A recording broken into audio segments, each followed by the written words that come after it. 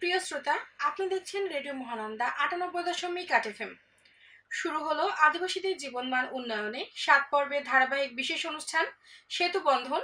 আজ দেখবেন এই অনুষ্ঠানটির দ্বিতীয় পর্ব, promoting the voice of plainland ethnic minorities in civic space through community media শীর্ষক প্রকল্পের আওতায় সমতল ক্ষুদ্র নৃগোষ্ঠীকে ক্ষমতায়ন, তাদের জীবন জীবিকা বৃদ্ধি, সংস্কৃতি সংরক্ষণ ও কমিউনিটি মিডিয়ার সাথে আদিবাসীদের অন্তর্ভুক্তির বিষয়টিকে নিশ্চিতকরণের উদ্দেশ্যেই আজকের এই সেতুবন্ধন অনুষ্ঠানটি। আমাদের আজকের বিষয় নাধাই কৃষ্ণপুর গ্রামের আদিবাসী জনগোষ্ঠীর আবাসস্থল পুনর্বাসন বাস্তবায়ন। অনুষ্ঠানটি ইউরোপীয় ইউনিয়ন, ফ্রি প্রেস আনলিমিটেড ও আর্টিকেল 19-এর আর্থিক সহায়তায় এবং গণমাধ্যম বিষয়ক উন্নয়ন সংগঠন সমষ্টি ফাউন্ডেশনের কারিগরি সহায়তায় আয়োজন করেছে কমিউনিটি রেডিও মহানন্দা 98.8 FM। প্রিয় দর্শক শ্রোতা, আমরা নাধাই কৃষ্ণপুর গ্রামের যে আবাসস্থল সমস্যা রয়েছে সেই আবাসস্থল সমস্যার উপরে একটি প্রতিবেদন তৈরি করেছি। তো এখন আমরা শুনবো সেই প্রতিবেদনটি, এরপরে আমরা চলে যাব কমিউনিটি সংলাপে। চাঁপাইনবাবগঞ্জ সদর উপজেলার গোবরাতলা ইউনিয়নের আদিবাসী অধ্যুষিত আরও একটি গ্রাম নাধাই কৃষ্ণপুর। এই গ্রামে প্রায় ৬৫টির বেশি পরিবারে ৩০০ জন মানুষের বসবাস। তথ্যানুসন্ধানে জানা গেছে এই গ্রামের মোট জনগোষ্ঠীর মধ্যে একজন বিভিন্ন কোম্পানি, একজন গ্রাম পুলিশ, একজন প্রজেক্টে এবং একজন সরকারি বেসরকারি চাকরি করলেও ঐতিহ্যগতভাবে এই গ্রামের সাঁওতালরা কৃষিকাজ করে জীবিকা নির্বাহ করে থাকেন। কেউ কেউ অন্যের জমি লিজ বা বর্গা নিয়ে দিনমজুরের সাথে সম্পৃক্ত। চাঁপাইনবাবগঞ্জ জেলার প্রত্যন্ত অঞ্চল নাধাই কৃষ্ণপুর, চাঁপাতলা, তেলবাড়ি সহ বেশ কিছু অঞ্চলের আদিবাসীরা দীর্ঘদিন থেকে বিভিন্ন সমস্যায় জর্জরিত, যেখানে তাদের নিজস্ব আবাসভূমি না থাকার সমস্যাটি সব থেকে বেশি। আমাদের আজকের এই প্রতিবেদনে মাঠ পর্যায় থেকে তথ্য সংগ্রহ ও বিশ্লেষণের মাধ্যমে উঠে এসেছে সমতল ভূমিতে বসবাসকারী আদিবাসীদের ভূমি অধিকার এবং তাদের সেই অধিকার পেতে অন্তরায় সমূহ। নাধাই কৃষ্ণপুর গ্রামের আদিবাসী সম্প্রদায়ের একজন নারী নেত্রী মনিকা সরেনের সাথে কথা হলে তিনি জানান, নাধাই কৃষ্ণপুর গ্রামের আদিবাসীরা বেশিরভাগই বর্গা চাষী। তাদের মধ্যে কিছু সাঁওতালদের ৫-৬ কাঠা মতো নিজস্ব জমি থাকলেও দারিদ্রতা, জনসংখ্যা বৃদ্ধি বা অন্যান্য কিছু সঙ্গত কারণে তারা অর্ধেকের বেশি ভূমিহীন এবং প্রায় ৩০ থেকে ৩৫টি বেশি পরিবার বাস করেন সরকারি খাস জমিতে। আদিবাসী অন্যান্য গ্রামগুলোর বেশিরভাগই শ্মশান ও মন্দির পুরোপুরি বেদখল হয়ে গেছে, দুই একটি এখন নামে মাত্রই টিকে রয়েছে। জাতিগত সংখ্যালঘু হওয়ায় জমি দখলের অভিযোগও করেন স্থানীয় প্রভাবশালীদের বিরুদ্ধে। তিনি আরও জানান, তাদের মাথাপিছু গড় আয় খুবই কম, কারণ তারা বেশিরভাগই কৃষিকাজের উপর নির্ভরশীল। মৌসুমি ফসল ছাড়া অন্যান্য সময়ে তারা খড় কাটা, গরু মহিষ পালন, বিভিন্ন কলকারখানায় কাজ করে জীবিকা নির্বাহ করেন, যাতে তাদের ছেলে মেয়েদের লালন পালন, পড়ালেখা খরচ সহ সংসার চালাতেই হিমশিম খেতে হয়। আর এসব কিছু বজায় রেখে জমি কিনে আবাসস্থল তৈরি করা তাদের পক্ষে সম্ভব নয়। নাধাই গ্রামের আদিবাসী সম্প্রদায়ের লালু মার্ডি জানান, তারা যে খাস জমিগুলোতে বসবাস করছেন সেগুলো থেকেও তাদের উচ্ছেদ করা হচ্ছে। প্রায় ৪০টির মতো পরিবার যারা আশ্রয়ন প্রকল্পের মাধ্যমে বাড়িগুলো তাদের পাবার কথা ছিল সেগুলো থেকেও তারা বঞ্চিত। এমনকি তারা মারা গেলে যেখানে তাদের মাটি দেয়া হয় সেই কবরস্থানের জায়গাটুকুও দখল হয়ে রয়েছে। তাদের নিজস্ব ভিটা না থাকার কারণে হয়তো তারা সব থেকে বেশি অবহেলিত বলে মন্তব্য করেন লালু মার্ডি। তাদের প্রত্যাশা, আদিবাসীরা জীবিত অবস্থা থেকে যেখানে বর্তমানে বসবাস করছে সেই আবাসস্থলকে তাদের জন্য বরাদ্দ দেওয়া এবং মৃত্যুর পরে বংশ পরম্পরায় যে খাস জমিটিকে শ্মশান হিসেবে ব্যবহার করে আসছে সেটিকে ফিরিয়ে দেওয়া হোক। জীবনের শুরু থেকে শেষ কৃত্যানুষ্ঠান সম্পাদন যেন শান্তিপূর্ণ, ভক্তিপূর্ণ আর সৌহার্দ্যপূর্ণভাবে হতে পারে সেদিকে প্রশাসনের সদয় দৃষ্টি আকর্ষণ করেন তারা।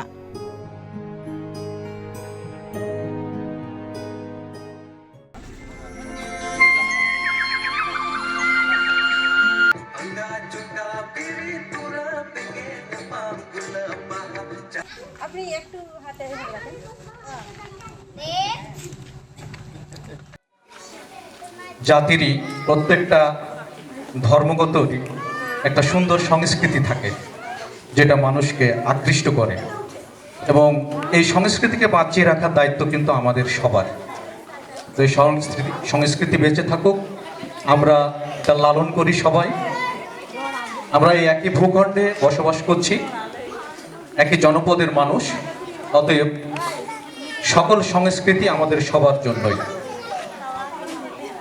সাঁওতালি ভাই বোনেরা আমাদের ভাষা জানেন, কিন্তু আমরা তাদের ভাষা জানি না। এটা আসলে আমাদের জন্য একটু দুঃখের।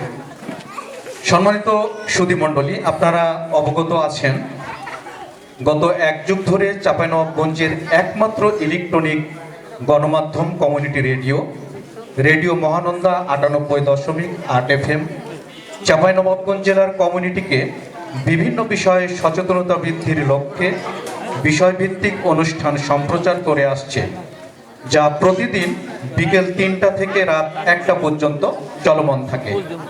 কমিউনিটি সংলাপের আজকের বিষয় হচ্ছে নাধাই কৃষ্ণপুর আদিবাসী জনগোষ্ঠীর শ্মশান ও ভূমিকেন্দ্রিক সমস্যা এবং করণীয়। সমতলের ক্ষুদ্র নৃগোষ্ঠীর সমস্যা ভিত্তিক কমিউনিটি সংলাপ ও রেডিও অনুষ্ঠান সেতু বন্ধন। আমাদের আজকের এই সেতু বন্ধন অনুষ্ঠানে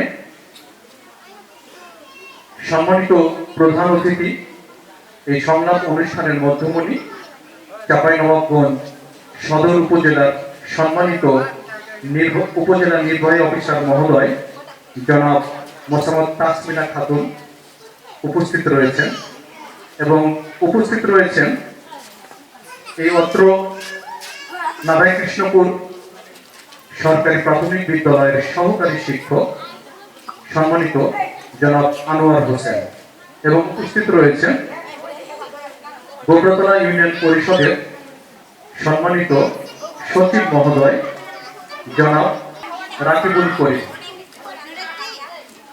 আমরা সবাই একটি ভূখণ্ডের মানুষ, একটি জনপদের মানুষ, কিন্তু আমরা পাশে থেকেও, ঘরের কাছে থেকেও আমরা জানি না আমাদের এই পাশের ভাই বোনটি, সাঁওতাল ভাইরা তাদের মনের কষ্টগুলো, তাদের সমস্যাগুলো, যেগুলো তারা প্রাণ খুলে বলতে পারে না, সেই সমস্যাগুলো আমরা আজকে একটু তুলে ধরার চেষ্টা করব। স্যার আমাদের মাঝে উপস্থিত রয়েছেন, আমাদের ভেতরে যে সমস্যাগুলো সেগুলো তুলে ধরব।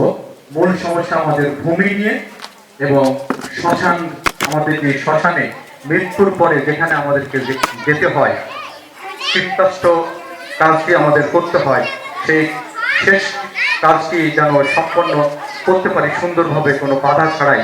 সে বিষয়ে কি কি ধরনের সমস্যা আছে সেগুলো আমাদের এখানে তুলে ধরার জন্যই মূলত আজকের এই সংলাপের উদ্দেশ্য। নির্বাহী অফিসার মহোদয় আছেন, স্যার আমাদের প্রশ্নগুলো নিয়ে উনি আলোকপাত করবেন এবং উত্তর দিবেন। আমরা প্রাণ খুলে কথা বলবো, নির্দ্বিধায় নির্ভয়ে আমরা কথা বলবো, কোনো ভয় নেই। আমরা একই এলাকার মানুষ, একই জাতি। আপনাদের কথাগুলো একটু আমরা জানতে চাই, সমস্যাগুলো কি একটু আমরা শুনতে চাই। মনিকা আমাদের সহযোগিতা করবে। ধন্যবাদ দাদা। নিজের নামটি বলবো। আমি এই গ্রামের একজন সদস্য। আজকের কমিউনিটি ডায়ালগ উইথ রেডিও প্রোগ্রামের সেতুবন্ধন প্রধান অতিথি আমাদের ইউনো মহোদয় এবং উপস্থিত আমার প্রিয় ভাই, মা, বাবা এবং বন্ধু বান্ধব সকলকে জানায় প্রাণঢালা অভিনন্দন। আসলে দুঃখ লাগে কি যে একটা আমরা তুলে ধরছি বারবার, সেটা হলো কবরস্থান। আজ থেকে প্রায় বলা যায় যে এক যুগ পার হয়ে গেল, আমাদের শ্মশান কিন্তু এ পর্যন্ত কোনো আয়ত্ত আনতে পারেনি। দুঃখের সাথে বলতে হয় যে এখন বর্তমানে যেই প্রেক্ষাপট চলছে, অদূর ভবিষ্যতে কিন্তু এটা আমাদের আরো কষ্ট হতে পারে। কারণ এক সময় এই গ্রামে যদি আমরা দেখি তাহলে ব্রিটিশ পিরিয়ড থেকেই কিন্তু এই 1 একর 35 শতকের জমির মধ্যে কিন্তু আমরা সমস্ত এই আদিবাসী জাতি ওখানে কিন্তু আমরা দাফন করতাম বা কবর দিতাম। বর্তমানে জমিদস্যুরা সেই 1 একর 35 শতক তাদের আয়ত্তের মধ্যে করে নিয়েছে এবং এমন এক সময় আদিবাসীরা জোরালোভাবে একত্র হয়ে সেই জায়গাটা 1 একর 35 শতক মাটি বাগান এবং সাইনবোর্ড এবং পিলার দিয়ে সমস্ত ঘেরার পর এক রাতের মধ্যে তারা ছিন্ন ভিন্ন করে দেয়। 14টা লোককে আদিবাসীকে আসামি করে নেয়। দুঃখের সাথে বলতে হয় যে এখন আর তারা আজ নেই। ওই সময় তারা কিন্তু ভারতবর্ষে চলে গেল। এখন এই যে আমরা যে কবর দিব সেই স্থান আমাদের নেই। এই 1 একর 35 শতক মাটির মধ্যে সম্ভবত মনে হয় 1 শতক। দুঃখের সাথে আরো বলতে হয় আমাদের মহান এক সৌভাগ্য, চৌকিদার এবং মুক্তিযোদ্ধা লালু মারান্ডি, তাদের তো কোনো সমাজের কোনো চিহ্নই নেই। বিশেষ করে আমি বলবো, আমার বলার একটাই অনুরোধ, এই নৃগোষ্ঠী জাতির এই কঠিন সমস্যাগুলো যেন ওই লঘু চোখে দেখা না হয়। ধন্যবাদ সবাইকে।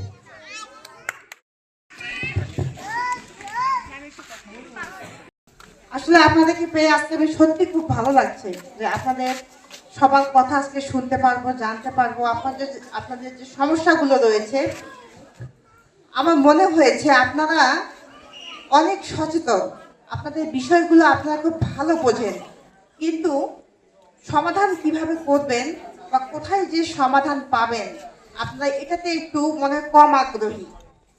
যে কোথাও যেতে হবে আমাদের অধিকারগুলো আদায়ের জন্য, কিভাবে আদায় করতে হবে আপনারা এ বিষয়ে একটু উদাসীন আমার মনে হয়েছে। এই যে একটু আগে একজন ভদ্রলোক আপনি বললেন আপনাদের যে 1 একর 35 শতক জমি বেদখলে আছে, অন্য লোক জবরদখল করেছে, একজন বীর মুক্তিযোদ্ধা মারা গিয়েছেন, কোনো তার সম্মান তাকে দেওয়া হয়নি। আপনারা অনেক সচেতন এবং আপনাদের চিন্তা ভাবনা কিন্তু আসলে প্রশংসার যোগ্য, কিন্তু আপনাদের গণ্ডিটা কেন জানি একটা নির্দিষ্ট গণ্ডির মধ্যে আপনারা থাকছেন, যে একটা গণ্ডি পা পেরিয়ে যে আপনারা অনেক বড় একটা বিশ্বে যে আপনারা ভ্রমণ করবেন সেই ইচ্ছা বা আকাঙ্ক্ষাটা আপনাদের মনে হচ্ছে একটু কম রয়েছে। কেন জানি আপনাদের একটা আড়ষ্টতা রয়েই গেছে, আপনারা কেন জানি বের হতে চাচ্ছেন না। আমরা কিন্তু আপনাদের জন্য, শুধু আমরা না, রাষ্ট্র কিন্তু আপনাদের পক্ষে রয়েছে, সরকার আপনাদের পক্ষে রয়েছে, আপনাদের জীবনমান উন্নয়নের জন্য প্রতিনিয়ত কাজ করে যাচ্ছে, আমরাও করে যাচ্ছি। আজকে আমি এখানে এসেছি শুধু আপনাদের কথা শোনার জন্য। আপনারা জানেন রেডিও মহানন্দা কিন্তু অনেকদিন থেকেই কিন্তু কাজ করছে আপনাদেরকে নিয়ে। শুধু রেডিও মহানন্দা নয়, প্রত্যেকটা সেক্টরে আপনাদের জন্য সুবিধা রয়েছে, আপনাদের জন্য বিশেষ বরাদ্দ রয়েছে, আপনাদের জন্য অর্থ মন্ত্রণালয় থেকে বিশেষ বরাদ্দ রয়েছে, আপনাদের আবাসন ব্যবস্থার বরাদ্দ রয়েছে, আপনাদের ছেলে মেয়েদের পড়াশোনা করার জন্য বিশেষ বরাদ্দ রয়েছে।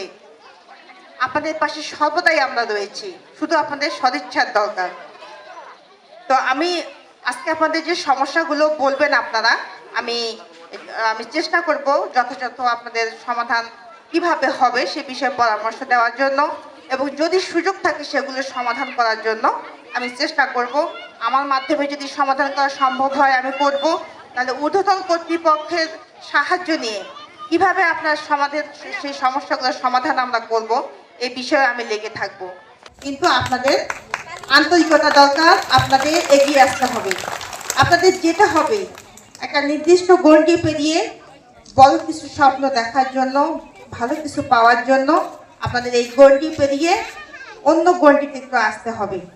আপনারা এখন অনেক সচেতন, অনেক ভালো, আপনাদের মন মানসিকতা এখন অনেক ভালো, আপনারা বেরিয়ে আসছেন। যে কূপমণ্ডুকতার একটা বিষয় ছিল আগেকার, আপনাদের সাঁওতাল ফ্যামিলিতে দেখা যেত যে সবাই পুরুষ মানুষ সবসময় নেশাগ্রস্ত থাকতো, মেয়েদেরকে পড়াশোনা করতে দিত না। এখন কিন্তু অনেক প্রেক্ষাপট চেঞ্জ হয়েছে, আপনাদের ছেলেমেয়েরা কিন্তু এখন অনেক পড়াশোনা করেন, মেয়েরা কিন্তু স্কুলে যাচ্ছে, তারা সাইকেল চালিয়ে স্কুলে যাচ্ছে, যার জন্য সরকার কিন্তু একটা বিশেষ প্রকল্পই রেখেছে ওদের মেয়েদের জন্য, ক্ষুদ্র নৃগোষ্ঠীর জন্য বাইসাইকেল প্রদান, এবং আপনাদের শিক্ষা উপবৃত্তি কিন্তু সরকার দিয়ে থাকে শুধু আপনাদের এই অনগ্রসর জাতিকে সামনে এগিয়ে নিয়ে আসার জন্য।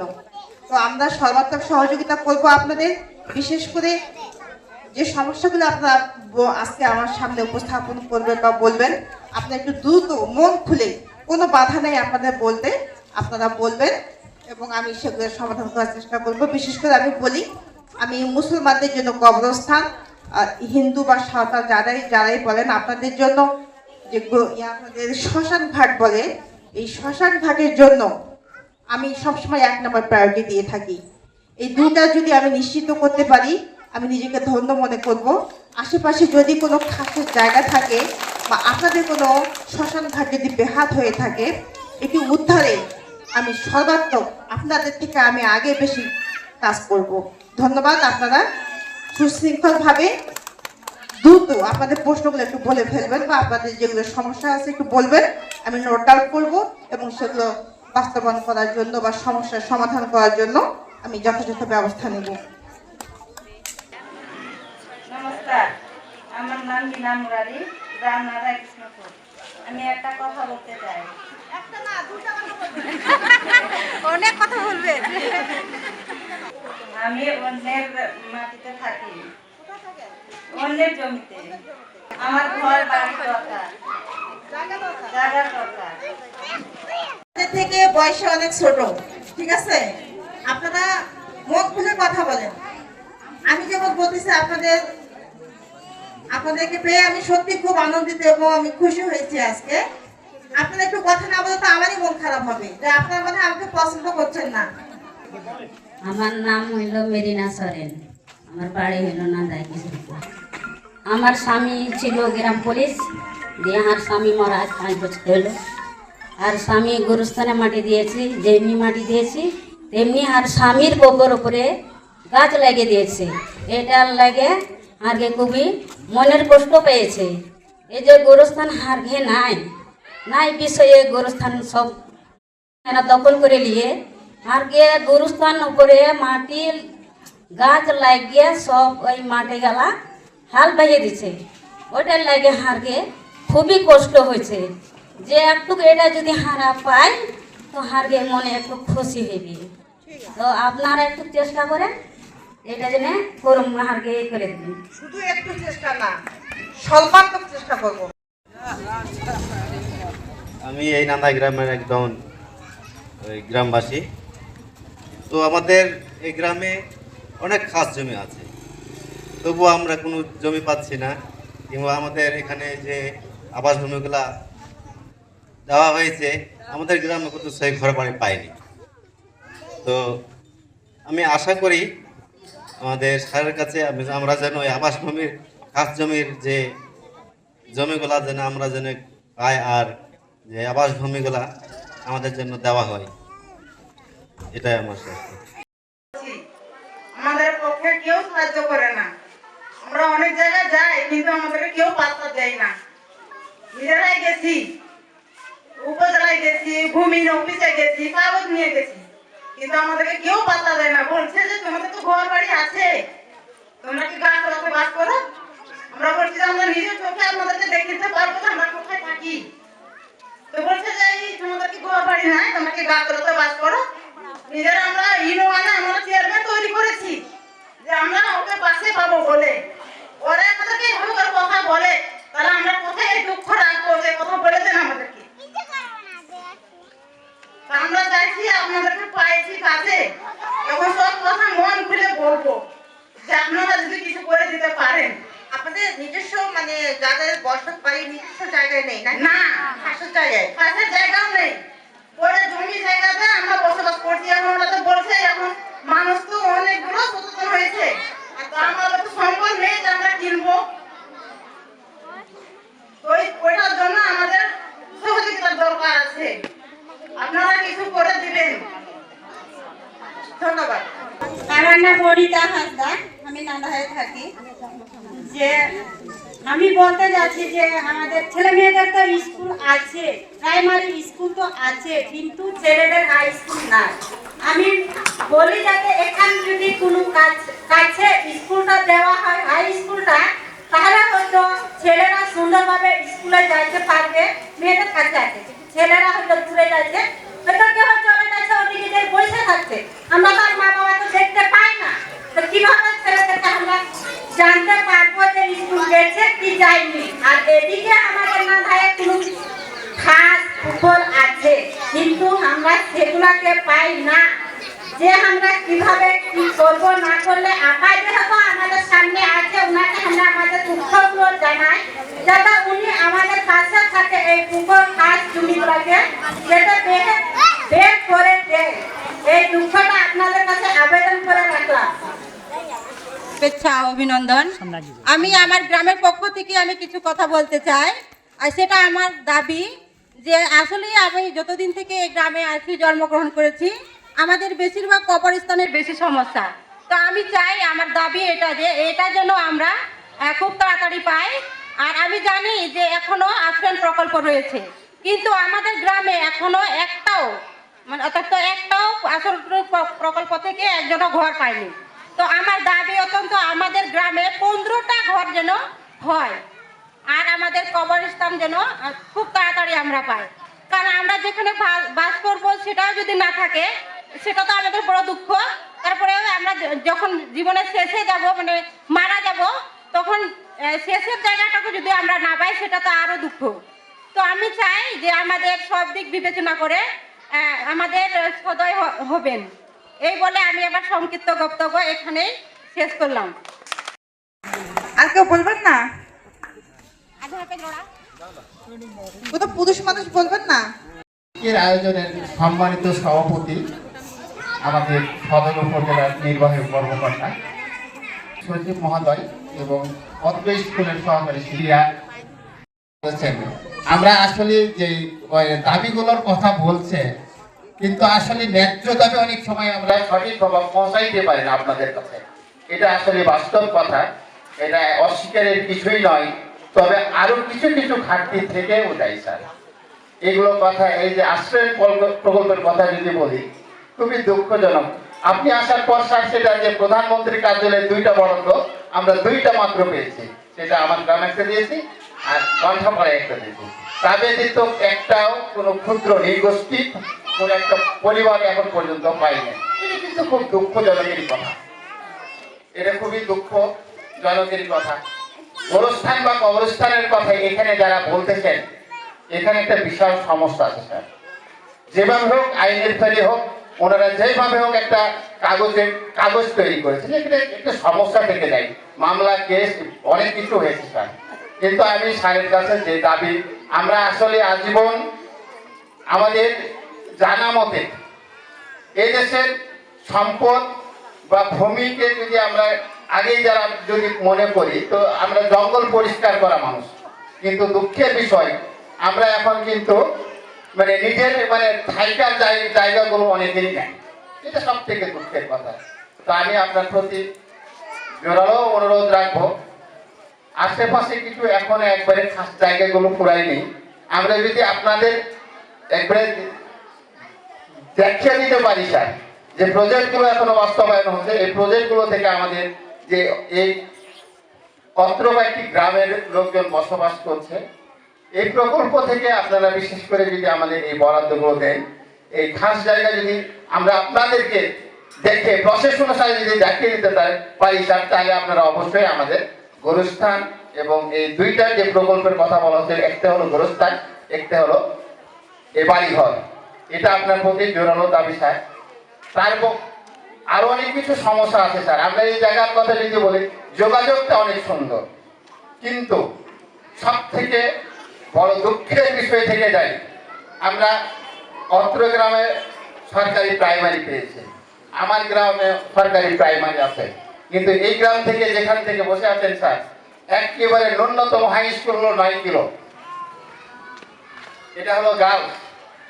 আর সর্বোচ্চ যদি আমরা হাই স্কুল ছেলেদের ধরি, মহিপুর এখান থেকে 11 কিলো, পালসা 10.5 কিলো, মোটরসাইকেল মাপ। বিষয়গুলো বলার একটু কথা থেকে যায় স্যার, কারণ হলো আমাদের মধ্যে ঝরে পড়ার কারণ এই যে দূর, অনেকে অভাবী পরিবার, এই সমস্যাগুলো আমাদের কাছে স্যার থেকেই যায়। আপনি বললেন কিছুক্ষণ আগে স্যার, আমাদের মধ্যে দেওয়া হচ্ছে, আপনি দিয়েছেন আমাদেরকে, এই গ্রাম থেকে শুরু করে আপনারা যেটুকু কোটা পায়, সেখানে কিন্তু তুলনামূলক ভাবে হয় না স্যার। আমার দিক থেকে মনে হয় প্রধানমন্ত্রীর কার্যালয় থেকে বরাদ্দ দেওয়া হচ্ছে স্যার, এটা অস্বীকার করার কোনো কিছুই নয়। এখানে মনিকা আছে, এখানকার অস্ত্র ছেলেপেলেরা এখানে পায়নি এমন কোনো কথা নাই, অনেকেই পেয়েছেন। কিন্তু আমাদের দাবি হলো যে যেভাবে তুলনামূলক হিসেবে আমরা বিশেষ করে মাধ্যমিকে যেতে না যেতেই ঝরে পড়া, এই সমস্যাগুলো বেশি ঘটছে স্যার। যতদিন মানুষ শিক্ষায় শিক্ষিত না হবে, সামনের কাতারে কেউ আগাতে পারবে না। তো যাই হোক, দাবি স্যার একদিনে পূরণ হবে না। আমি অনেক কথা আপনার সঙ্গে শেয়ারও করেছি স্যার। তো যাই হোক, আমার বিশেষ এই কয়েকটি জিনিসগুলো একটু আপনারা মাথায় রাখবেন। আমি সবসময় এই গ্রাম বা পাশের যে গ্রামগুলো আছে সবাইকে বলি যে আপনারা বিশেষ অনুষ্ঠানে কাজ করেন, অবশ্য কিছু না কিছু কাজ বাস্তবায়ন হবে। আমি আর কথা বাড়াচ্ছি না, আমি এই বলে আমার সংক্ষিপ্ত কথা শেষ করছি। সকলকে ধন্যবাদ। ধন্যবাদ আপনাকে। আর কেউ কিছু বলবে? আর কারো আছে কি কোনো কথা? নাহলে স্যার বক্তব্য দিবেন। অনেক কিছু বলেন।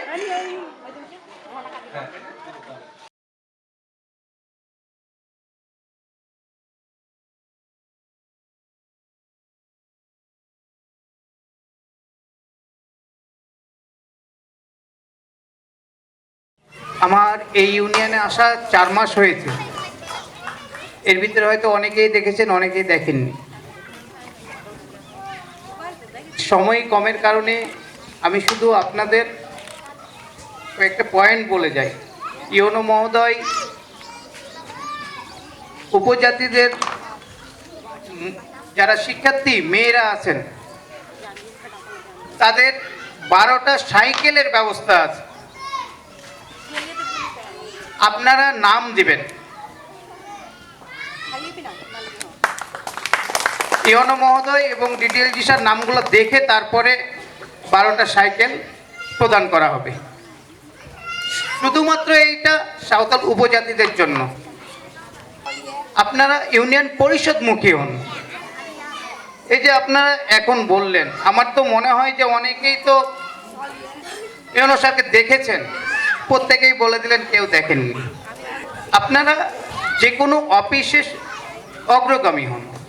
কোন জায়গায় কোন প্রবলেম হচ্ছে, আমাদের ইওনো মহোদয় যথেষ্ট আপনাদের জন্যে তার আবেগের জায়গা বলেন, ভালোবাসার জায়গা বলেন, আপনাদের জন্য আছে। কিন্তু আপনারা তো আগে যেতে হবে ওই অফিসে, ওই অফিসে যে কী সমস্যা হচ্ছে না হচ্ছে সেইটা তুলে ধরেন স্যার। ধন্যবাদ সকলকে। আমি সময় অল্পর জন্য আমি বললাম। ধন্যবাদ। আমি প্রথমে ধন্যবাদ জানাই এত সুন্দর একটি আয়োজন করার জন্য। আজকে রেডিও মহানন্দা রেডিও কর্তৃক আয়োজিত কমিউনিটি সংলাপ এই অনুষ্ঠানে আমাদের মাঝে উপস্থিত রয়েছেন আজকের এই নাধাইপুর সরকারি প্রাথমিক বিদ্যালয়ের সহকারী শিক্ষক মহোদয়, নাধাই কৃষ্ণপুর। উপস্থিত রয়েছেন উপজেলা আমাদের ইউনিয়ন পরিষদের সচিব মহোদয়। উপস্থিত রয়েছেন আমাদের ক্ষুদ্র নৃগোষ্ঠীর সাঁওতাল সম্প্রদায়ের সম্মানিত সদস্যবৃন্দ এবং আমাদের সাথে সবসময় যে ইলেকট্রনিক্স, প্রিন্ট ইলেকট্রনিক্স মিডিয়া, সময় টেলিভিশন এবং অন্যান্য যে প্রিন্ট ইলেকট্রনিক্স মিডিয়া রয়েছেন, সম্মানিত সাংবাদিক ভাইদের আমি শুভেচ্ছা এবং সালাম জানাচ্ছি। আসসালামু আলাইকুম। আপনাদের আজকে একটি বিশেষ দিন আমি মনে করি যে আপনারা এত বড় উদ্যোগ নিয়ে, এত সাহস নিয়ে এখানে আপনারা জমায়েত হয়েছেন। এটাও একটা আমাদের অ্যাচিভমেন্ট যে আপনারা মনের কথাগুলো বলার জন্য আপনারা বাড়ি ছেড়ে এখানে এসে জমায়েত হয়েছেন। এটাও একটা সাহসিকতার বিষয়। আপনারা প্রমাণ করে দিচ্ছেন যে আপনারাও পারেন, আপনারাও বেরিয়ে আসছেন, আপনারাও সচেতন এবং আপনারাও চান আপনাদের পরিবর্তন। নিজেকে পরিবর্তন করতে আপনারাও বদ্ধপরিকর। সরকার যে সুযোগ সুবিধা আপনাদের দিচ্ছে আরও বেশি যাতে কিছু পাওয়া যায় এবং আপনারা যাতে নিজেদের পরিশোধিত করতে পারেন আরও ভালো করে, সেই শুভ সূচনা বা অগ্রযাত্রার যে সূচনা সেটার জন্য আপনারা প্রস্তুত রয়েছেন। এই জন্যই আজকে আমার ভালো লাগছে। আপনারা অনেকে আপনাদের সমস্যার কথা বলেছেন, আমি আপনাদের বিষয়গুলো নোট ডাউন করেছি। আসলে মা মাটি, মাতৃভূমি, আমাদের ডিডিএলজি স্যার আপনারা হয়তো জানেন, স্যার কিন্তু ওরাও সম্প্রদায়ের। স্যার কত উপরে উঠে গেছেন, স্যার আপনাদের জন্য কাজ করে যাচ্ছেন। প্রতিনিয়ত কিন্তু স্যার আমাকে আপনাদের কথা ভাবতে বলেন, আপনাদের জন্য কাজ করতে বলেন। আপনাদের প্রতি যে ভালোবাসা ডিডিএলজি স্যারের, সেই জায়গা থেকে কিন্তু আপনাদের প্রতি স্যারের যে চিন্তা, সেখান থেকে স্যার কিন্তু যে অনুভব করেন যে আপনাদের জন্য কিছু করা দরকার। স্যারকে দেখেই শিখতে হবে আমাদের যে স্যার কত উপরে উঠে গিয়েছেন, স্যারের মন মানসিকতা কত বড়, স্যারের স্বপ্ন কত বড়। স্যার নিজেকে পরিবর্তন করেছেন স্যারের জগৎটাই আলাদা। আমরা কি পারবো না স্যারের মতো হতে? আমরাও হতে পারবো।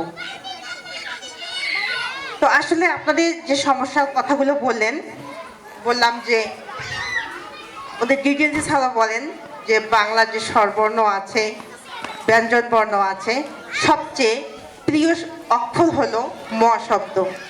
মা, মা, মাটি, মাতৃভূমি, যেখানে আমাদের স্থায়ী ঠিকানা।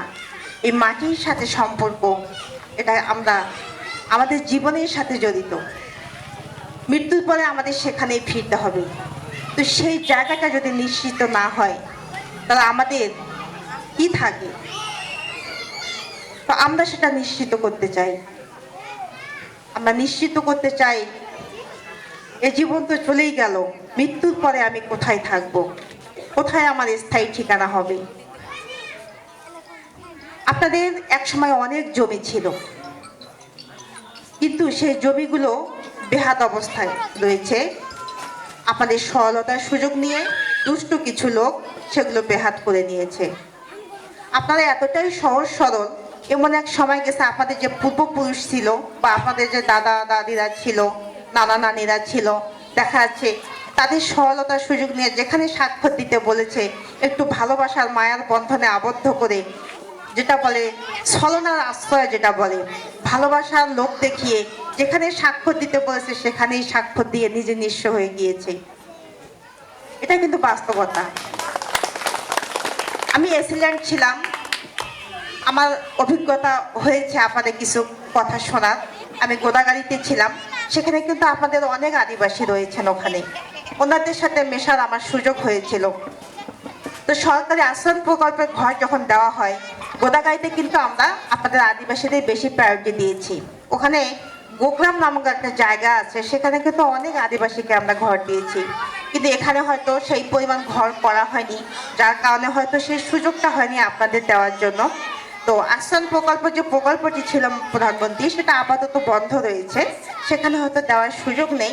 কিন্তু আপনাদের জন্য যে খাসের জায়গা বরাদ্দ দেওয়ার কোনো ব্যবস্থা করা যায় কিনা আমি জেলা প্রশাসক স্যারকে আমি অনুরোধ করব, এবং আমি চেষ্টা করব যাতে আপনাদের খাসের জায়গা বরাদ্দ দেওয়া যায়।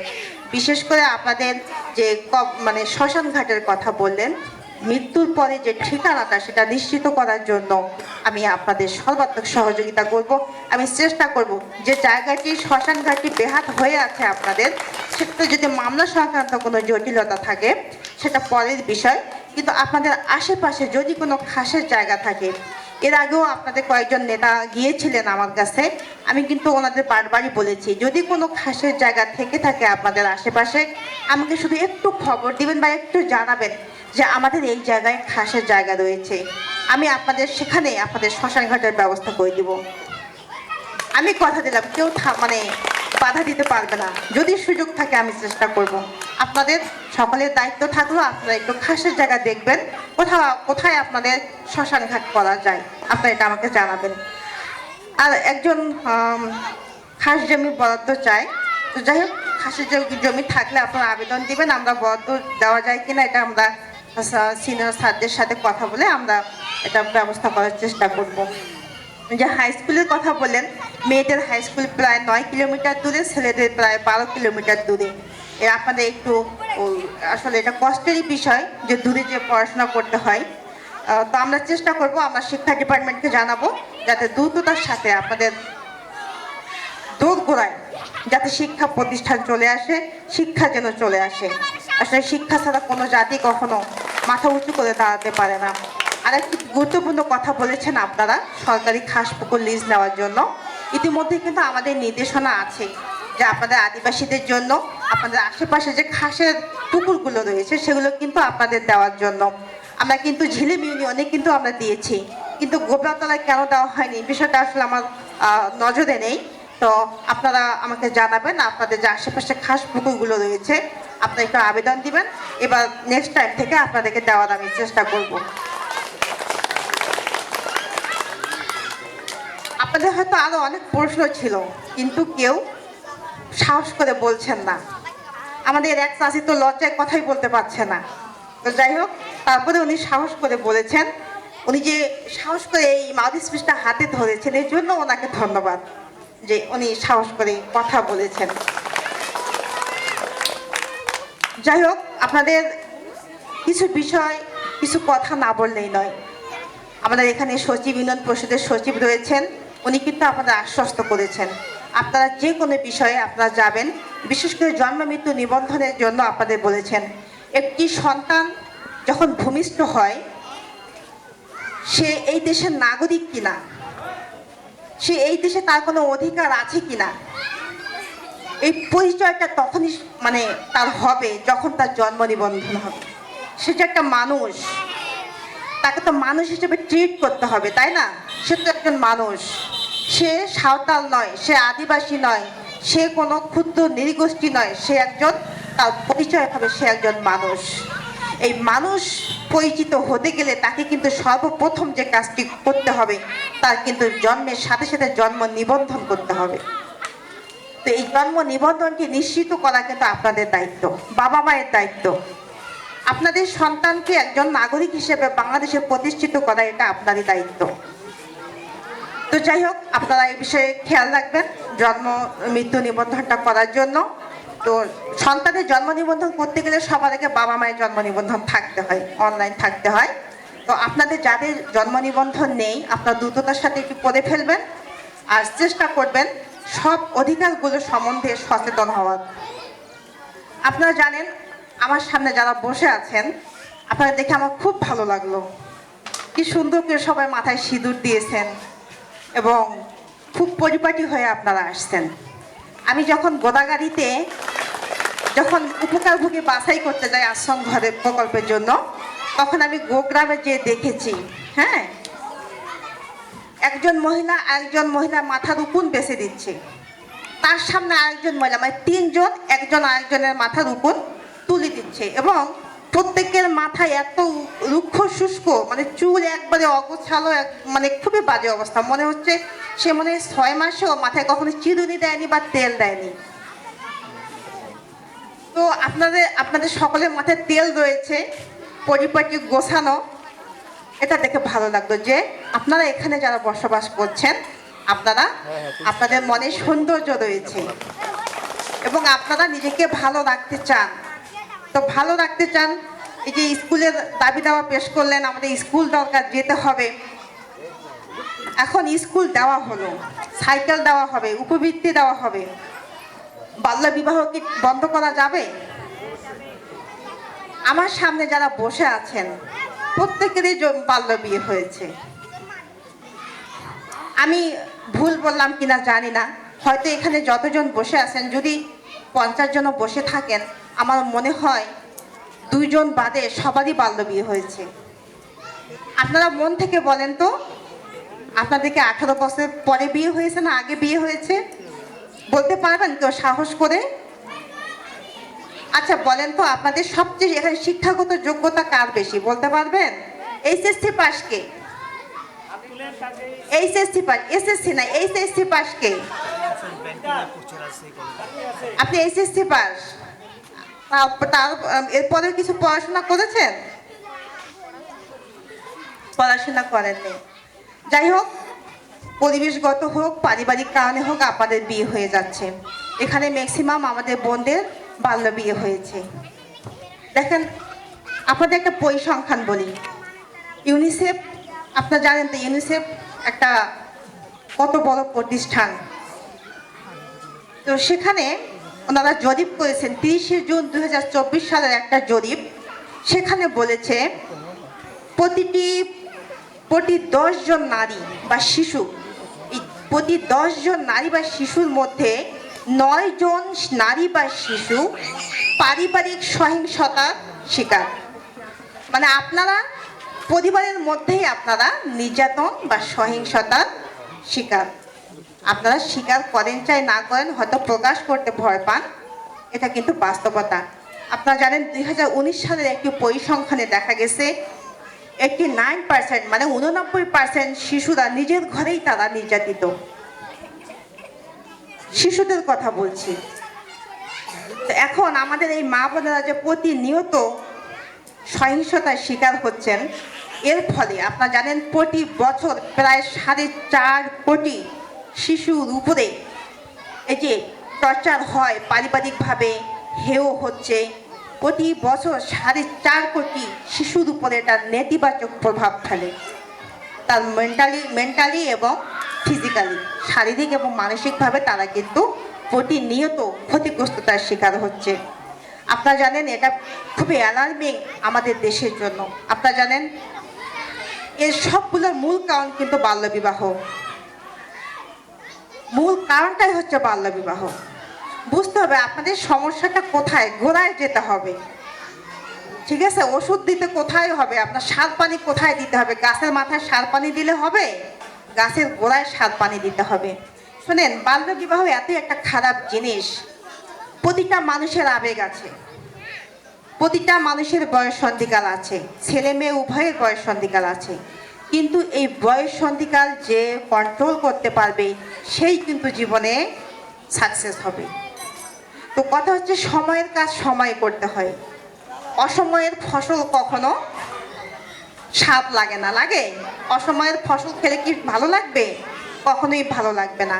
তো একটা জিনিসকে আপনার সময় মতোই আপনার ইউজ করতে হবে।